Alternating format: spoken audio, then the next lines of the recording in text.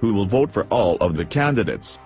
It should be me because I will be the next black president of the United States, and I will let everybody have candy-colored cars for free, and anybody can eat free at hotels. Pick me and I will make sure everybody in the world gets a house plus money for their needs and insurance, and their kids will be taught how to drive at the age of 11 or 10. Pick me because I will kill you if you don't and your family.